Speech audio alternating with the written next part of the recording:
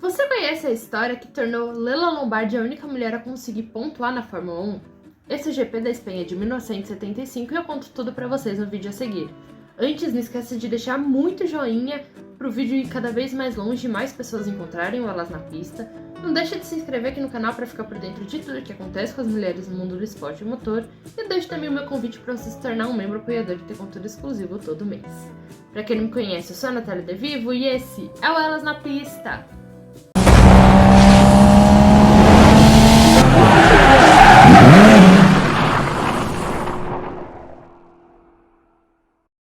E aí, pessoal, tudo bom com vocês?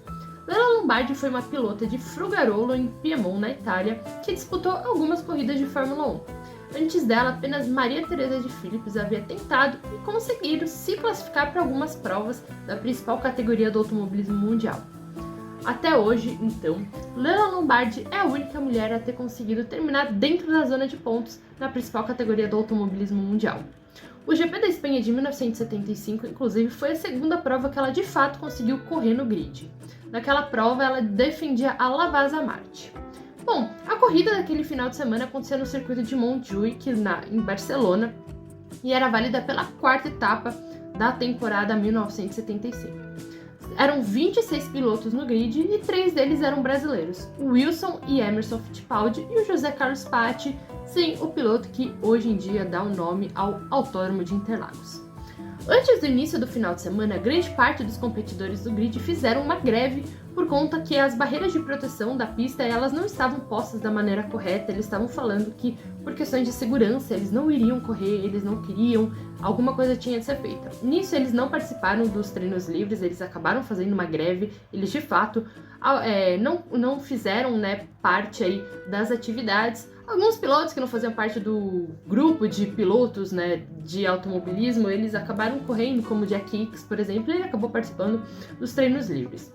Tentando reverter toda a situação, os oficiais trabalharam durante a noite para resolver o problema. Eles tentaram colocar as barreiras de proteção, os guardrails, de um modo que os pilotos eles se sentissem seguros, inclusive as equipes, tentando ajudar também toda essa situação e toda essa confusão, elas mandaram alguns dos seus mecânicos para ajudarem aí nesse trabalho durante a noite para ver se a barreira estava posta realmente de uma maneira boa e que os pilotos e também o público que estivesse lá assistindo se sentissem seguros, Apesar dos pilotos ainda não estarem convencidos de toda a solução, os organizadores começaram a ameaçar a tomar atitudes legais contra os competidores e mesmo a Guarda Civil também estava ameaçando levar os carros que estavam no paddock. Então, com isso, eles acabaram participando da sessão de treinos de classificação que rolou no sábado lá na Espanha.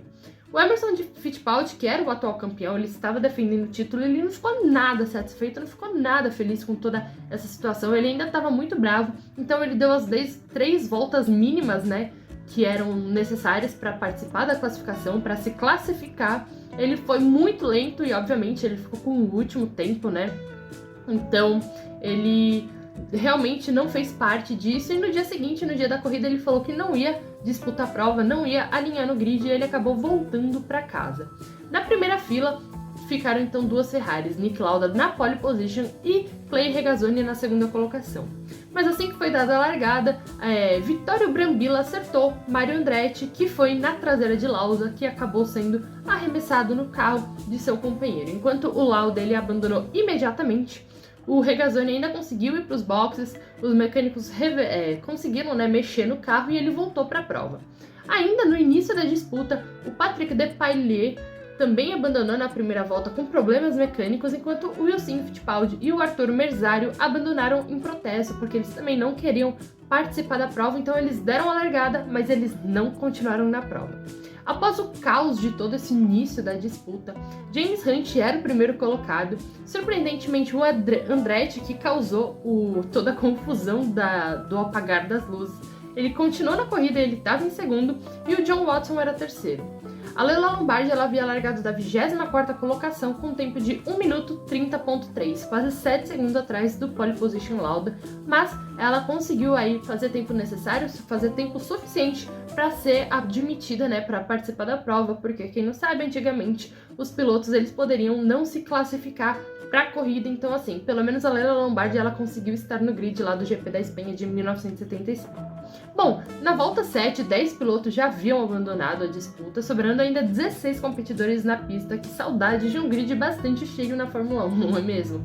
Na volta 23, mais outros 5 pilotos haviam abandonado, com a ordem na pista estando com Rolf Stollmann em primeiro, Passe em segundo e Rune Peterson completando o pódio.